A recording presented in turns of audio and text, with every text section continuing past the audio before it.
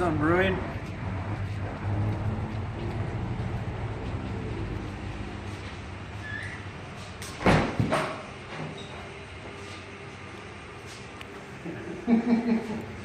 Welcome to Cooking with El Guapo. We have a very special show today, and I don't have too many guests on this show, but I have a very special guest and a friend, Mike Stauffer.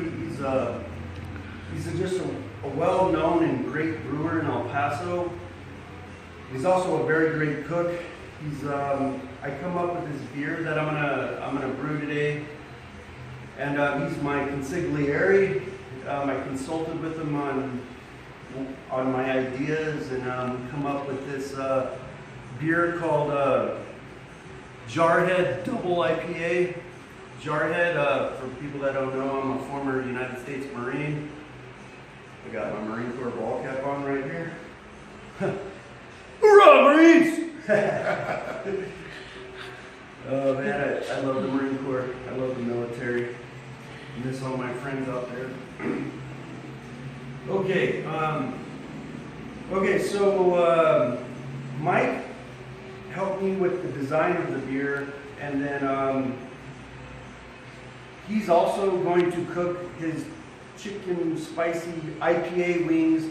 We're going to pair it together at the very end of the video, at this very long journey of making the double IPA, paired with the final product of Jarhead Double IPA, and then pairing it with his chicken IPA wings. If you want to elaborate on your wings, Mike? Yeah, it's the recipe is basically like your typical orange chicken you might get at an Asian restaurant of some sort, but with an American flair, because we're using an IPA to make the sauce with, and it'll be really spicy, and we'll be using chicken wings instead of chicken chunks, and the wings will be prepared on the grill and then tossed in this spicy IPA orange sauce, and then paired with this beer that David will be brewing today. Okay, so the beer that we come up with, okay, it's 10 pounds of American two-row, 2 pounds of Carapils, 1 pound of C60, 3 pounds of chacales, if I pronounce that correctly. Okay, chacales is a Mexican, it's like a flaked corn that's dried. They eat it for Lent. So I got that at Ranch Market on the east side. And okay, that just reminds me of corn, okay? It's corn, okay, no, so corn, I know, is vilified in certain circles in craft beer or brewing, in certain circles in brewing. I just wanted to say that my opinion of corn and beer, it's just like another adjunct. And if you look at the history of corn and brewing, it's very, very deep. I mean, you're talking about the first peoples on Earth in the Americas making fermented corn beverages from like chicha and just different fermented beverages with corn. And then even if you look at into the Germans in the early 1800s, they brewed with corn too. You know, so, and then modern times, modern brewing, corn can give a beautiful complexity and depth to a beer. For example, well, in this double IPA, it's a very strong, very bold beer. So the corn will dry out the IPA, the double IPA, because it's a very strong malty beer. It also gives a sweetness to a beer, but it's not an overbearing sweetness, and it's different from like a table sugar. So, for example, if you wanted a beer, say like a cream ale or some of these different types of beers, it's really just a beautiful adjunct that adds a sweetness that's not overbearing, that's different from these other types of sweeteners. So there is a place for corn in brewing, and I know that it'll circle back around, you know, because I just believe it will because of the value of it. So I use it in my malt liquors, not all of them, and I have another malt liquor that I'm going to use blue corn. Blue corn, I'm going to actually flake it and gelatinize it myself, and that's what we're going to do here today. I'm going to take the corn and do a cereal mash, and we're going to gelatinize it. Did I pronounce that right? Yeah. Okay. So we're going to do that today, and then this particular IPA has two different hops. This right here is US Tetnang. This is Nugget.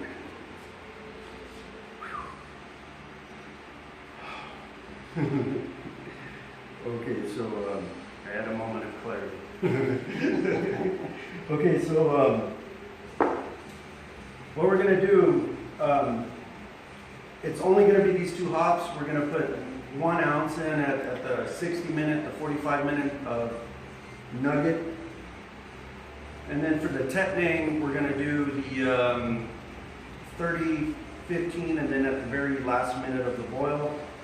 We're also going to dry hop it, and also dry hop it in the keg. Irish moss, I'm sorry. We'll put this in at the end of the boil. Okay, so this also, if you notice, this is Piloncillo. Oh, there's another train going by.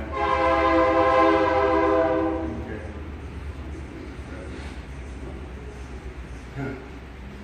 Good intermission moment, huh? Okay.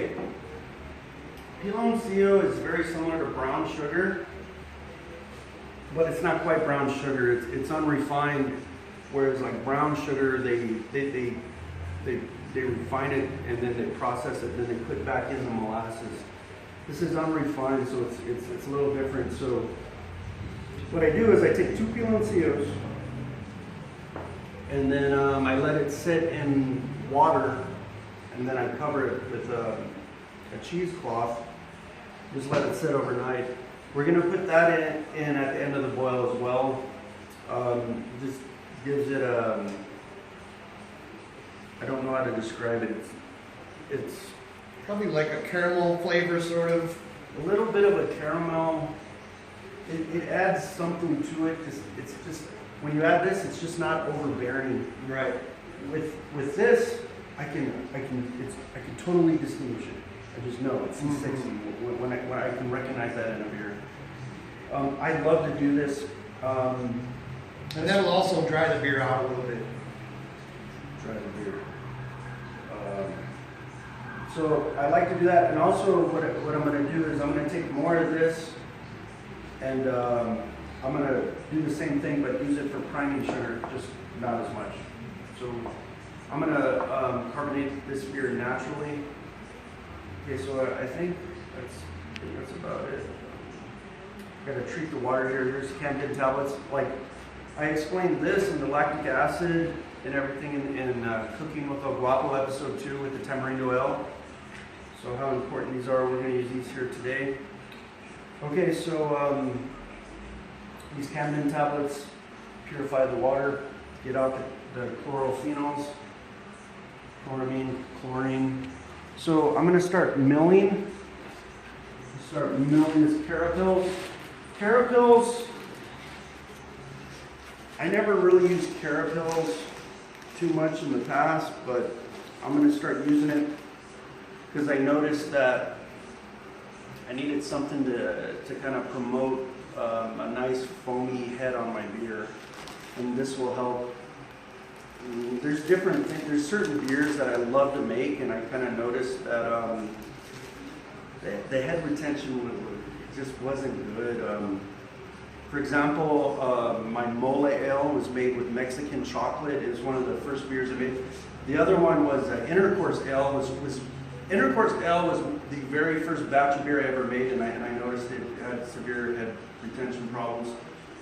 There was no carapils or nothing to really, but so this really helps a lot, especially if you're going to use Mexican chocolate, which I do with all my stouts, or darker beers.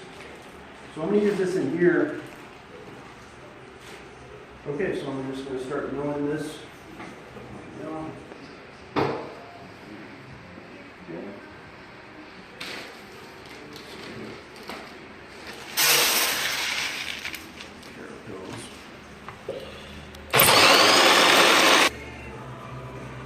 This is Carapils. I mixed in the Carapils right here, and I'm just gonna keep mixing it in there. Okay, I'll be right back with the C60.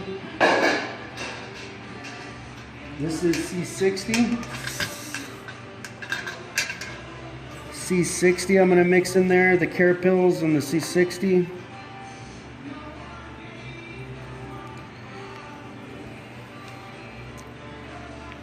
Just keep mixing it. It's getting really thick because this is a very strong, heavy beer. Very strong, heavy beer. Okay, so 1 second. I'm gonna add a... Okay, now I have the Tecales. And what I'm gonna do is I'm gonna pour it in here.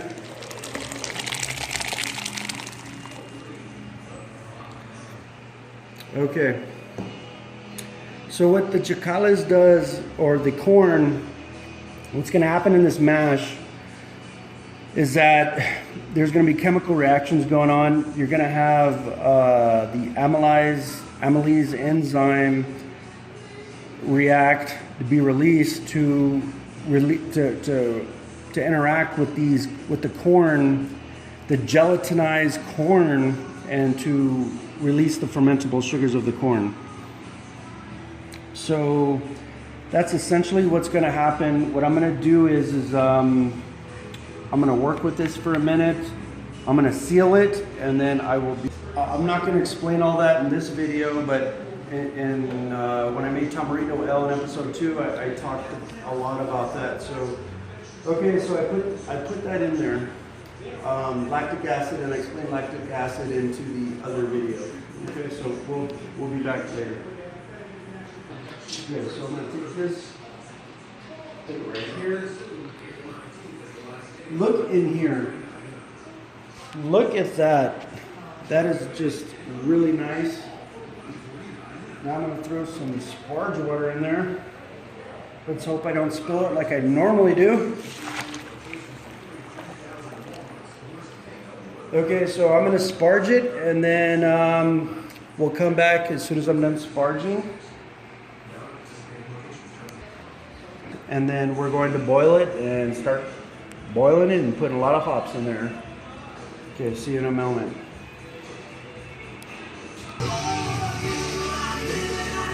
Okay, so we're about to hit the hot break here. And today's brewing didn't work out as planned. I'm well into my schedule hours here, so I have a burger.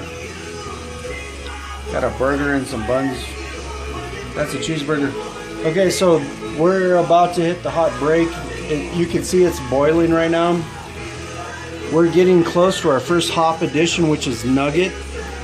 So the 60-minute mark is Nugget, 45-minute mark is Nugget, and then we got Tetnang at the 30 and at the 15 and at the 1-minute mark. And then we're gonna dry hop it with Nugget. Okay, so here we go. I'm gonna turn this down.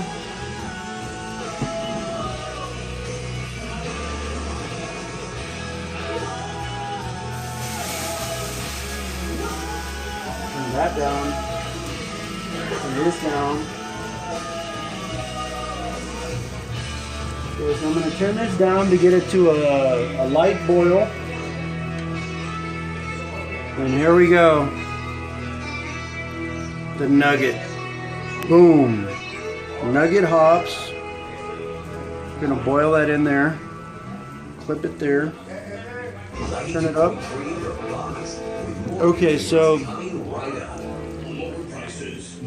Okay, so we'll be back at the end of the boil to go to the next phase. Okay, it started? Okay.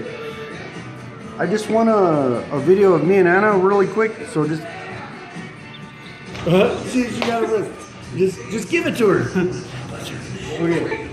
This is my girlfriend Anna. We're making this video of making a double IPA. Okay, that's all I wanted to record. Thank you, Anna. Thank you for just everything. She's one that records all the time. I just wanted a picture of me and my girlfriend here. Okay. Thank you.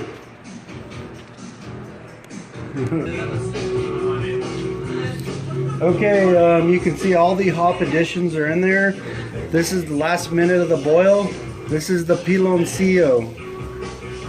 You can see that going in there. I just put the piloncillo into the boil, and I'll let it boil there for another minute or two. Turn it down, and then transfer it into the fermenter, into my carboy. Okay, I'll see you in the next phase. Point 3, the Fox.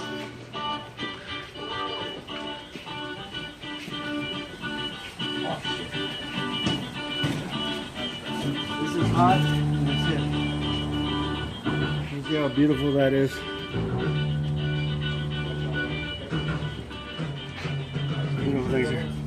Okay, we're just gonna take a pause here because it's a little hot and it's a little heavy. Okay, we have the wort into the carboy.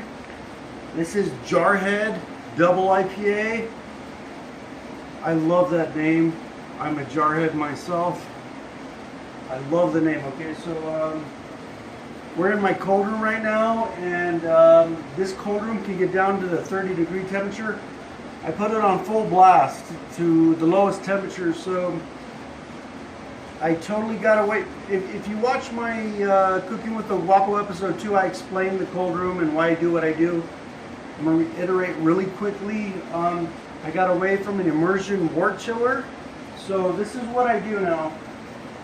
And I explained my reasonings in my other one, but I'm going to put this here, and then when I come in the morning, 5-6 hours from now, it's like 60 degrees. So that's why I do this. There's no other extra variable, no other extra factor into the beer, and it's chilled to where it's supposed to be, to where I'll pitch the yeast. So thank you. Have a good night. This concludes part 1 of the brewing section of the Cooking with the Guapo episode 7, and I'll see you in part 2. Have a good night. Thank you. Okay, what I got here, I'm just at my brewery right now checking on my Jarhead Double IPA, and I'm doing what I always do. I'm just concocting something crazy. I'm just here at the brewery, and I've been experimenting with wort tacos, so I have the double IPA wort. I'm gonna make a wort taco just while I'm here kicking it with, and then I've been also experimenting with a, oh, let me turn on the flames.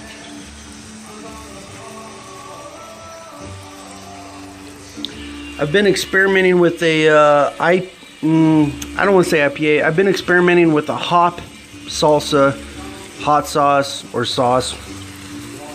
Alright, well, oh, that's cool. The Yardbirds are playing right now on the Fox. Alright, okay, alright, so I'm gonna do, this is the sweet wort. You can see me pour that in there.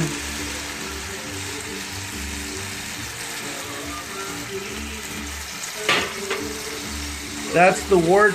It is now boiling into that. I'm gonna make some tacos out of that. Just take it home and eat it. I really love how wort tastes with meat. I've been experimenting a lot with that. Okay, so now what I'm gonna do, this is some nugget hops. I just put a, just a little bit in there, let it boil.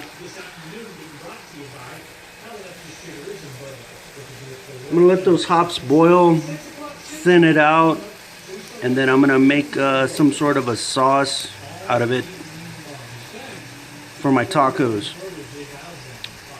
I'll come back here in a minute and then I'll show you the gravity reading of the wort. Okay,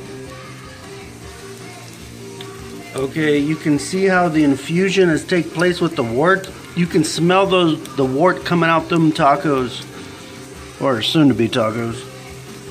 You can see that. Looks really nice. And then you can see right here,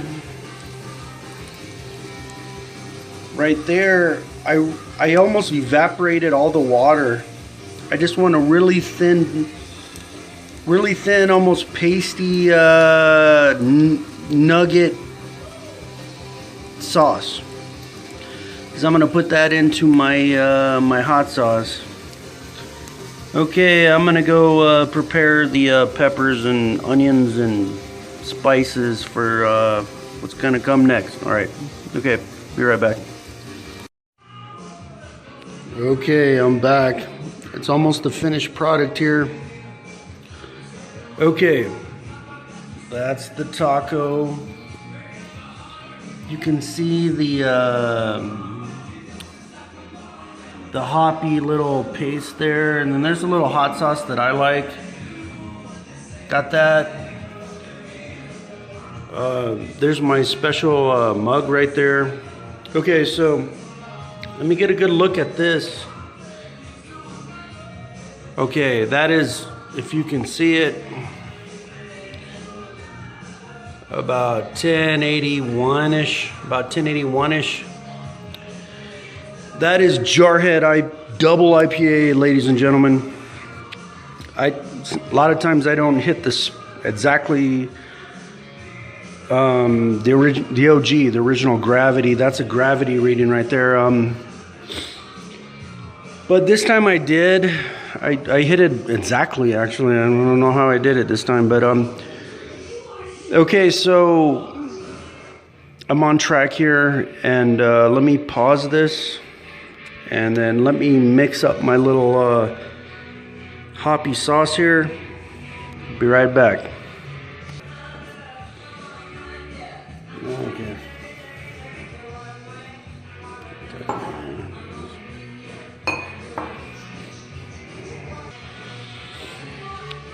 Okay, so I dumped everything in there, at least for the hoppy little paste there.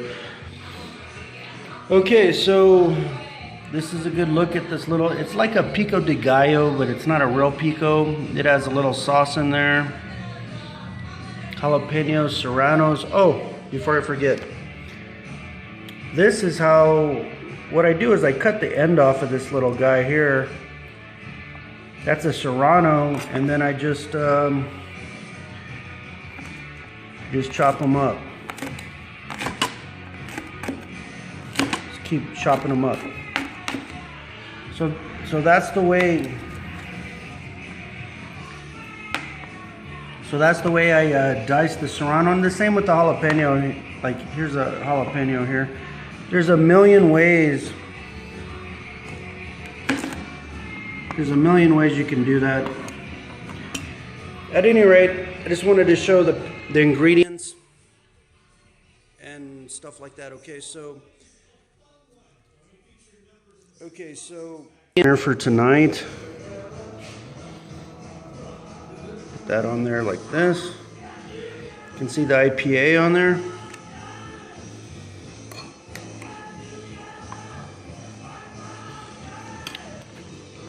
This is my concoction here, and I just wanted to share that with everybody and show the gravity of the beer, show that we're making progress here, and then we'll have another segment here when we, you know, at high crossing in the fermentation. I'll check back with you later. Okay, bye.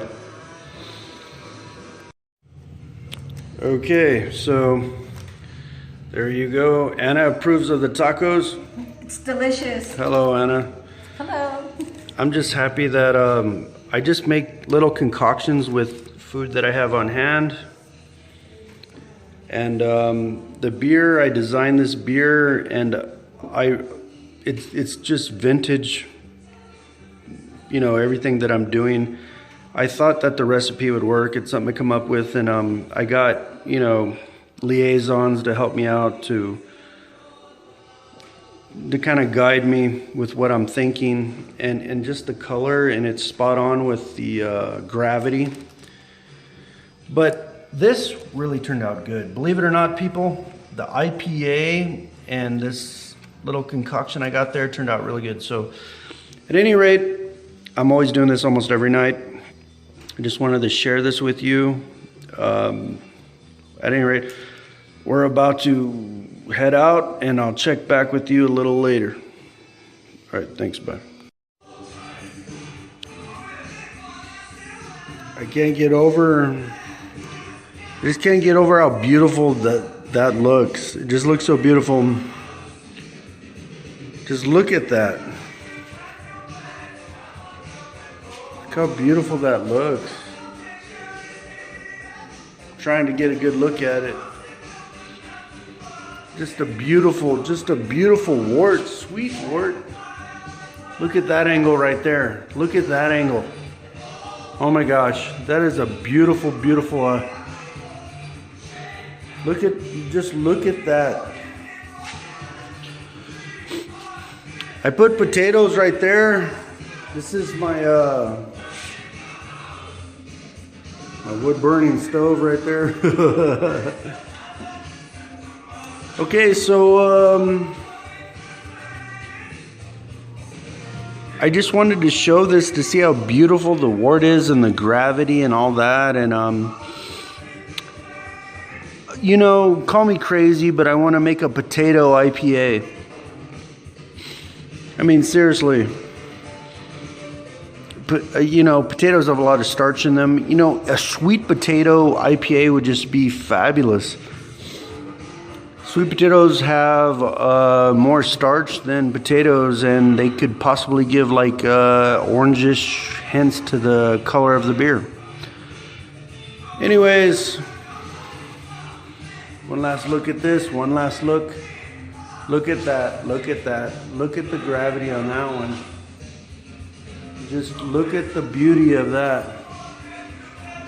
Okay, this is it for tonight.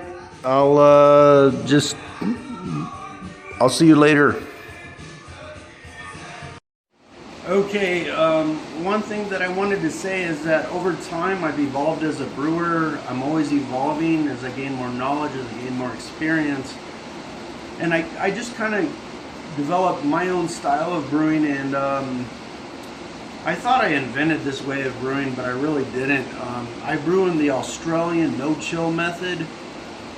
I was like so happy that I was like, hey, look, I found a way that is really, really good for my system of brewing until I upgrade equipment, because I'm going to upgrade equipment and then I'll have to it'll take several months to adjust again. But for what I'm doing here, the very best way for me to brew for right here in my method is the Australian no-chill. I think I made an improvement upon that to where I have this little circuit that takes a little AC unit from Home Depot and then makes it into refrigerated air. So actually what I'm doing is I'm not just no-chilling it, I'm like taking the hot wort, putting it into a fermenter, sealing it, and then chilling it through my cold room. I find it to be a slight improvement, but I was so happy that I come up with this method because my beers turned out better after that. And it just goes to show you that, you know, you just keep going, you keep learning, you keep improving for the method that you have. And then even the greatest brewers in the United States take several months for them to adjust to their brewing equipment, and a lot of I'm not going to say any words out here, but a lot of the hip people would not. You got to see deep into what I'm talking about. Like, you got to understand that you got to understand these things. At any rate, this is my brewing method. Thank you very much. I'm about to talk about other things here as I finish off this video, and I'll see you in my next segment here.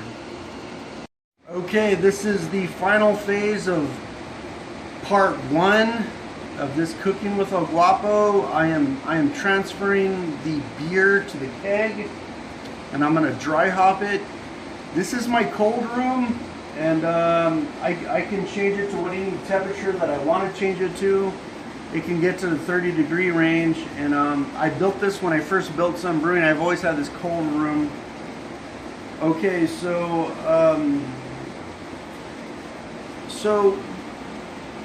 now that I'm kegging this beer, I just want to say that this is the final frontier of, for me in brewing this. There's nothing really left to do. I'm going to dry hop the keg, and for the next video, there's going to be a part 2 because this segment is too long. Mike Stauffer, who I asked about his opinion about my recipe for this double IPA, Jarhead Double IPA. Hoorah, Marines! I love the military. I'm a former Jarhead. I got friends right now still hooking and jabbing out there. They're still out there, and Semper Fi, man, Semper Fi, and not just for them, but for all the military out there. So the name of this beer is Jarhead Double IPA, and I'm kegging it now, and I'll see you in part 2. Thank you very much. This has been a long video, a long journey, but at the end of the day, Mike Stauffer is going to do his hoppy, spicy wings paired with this Jarhead Double IPA. I'll see you in the next episode.